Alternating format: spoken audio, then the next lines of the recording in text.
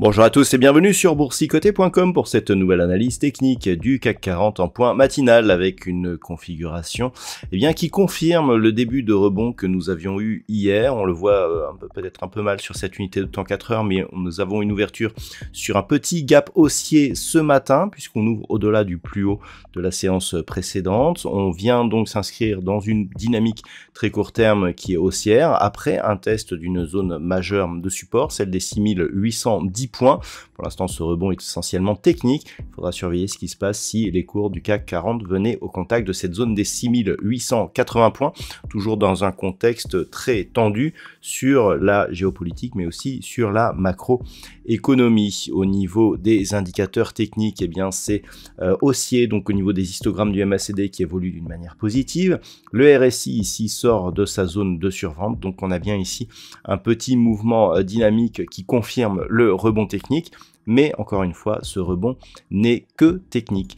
Et donc par rapport au reste du marché, nous avons quelques valeurs qui subsistent dans le vert, à l'image de Téléperformance qui gagne 1,37%. Hermès qui vient de diffuser de bons chiffres gagne 1%. Derrière, Engie, Carrefour ou L'Oréal sont sur des hausses inférieures.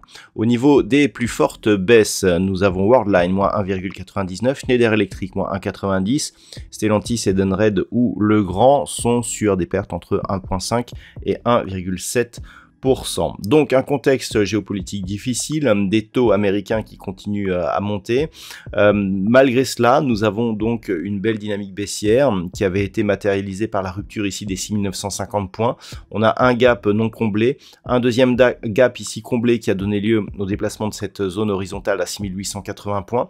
Et c'est cette zone qu'il faudra surveiller pour valider la poursuite du rebond. Soyons clairs.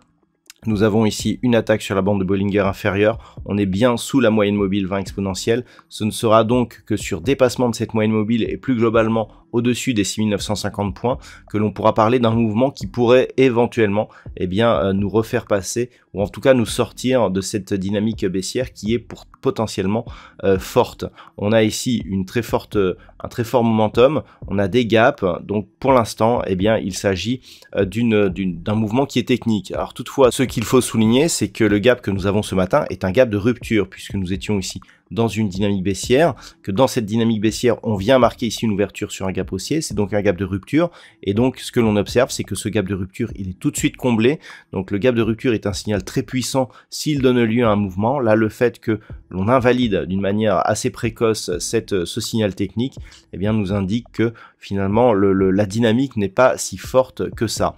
Donc les points à surveiller pour aujourd'hui, 6880 dans un premier temps, cette zone ici qui avait aussi donné lieu à un gap, qui avait été tout de suite comblé, mais qui avait marqué ici une zone de résistance importante après son franchissement. En cas de franchissement haussier et de contact avec la moyenne mobile 20 exponentielle, on serait dans un mouvement technique confirmé.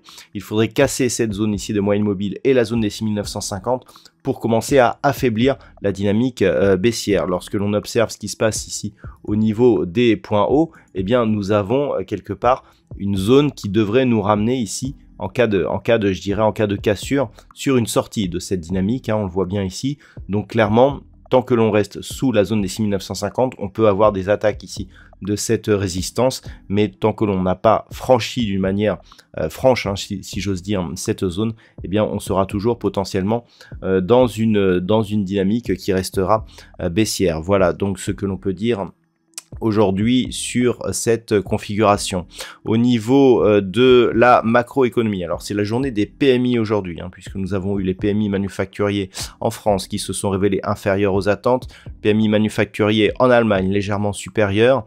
Ensuite, nous aurons des PMI au service du côté de la Grande-Bretagne qui seront dévoilés à 10h30. Cet après-midi, nous aurons une intervention de Christine Lagarde à 14h30, le PMI des services du côté des États États-Unis à 15h45. Voilà ce que l'on peut dire pour aujourd'hui. Je vous souhaite donc une bonne séance. On se retrouve dès ce soir pour toutes les autres analyses techniques du site boursicoté.com.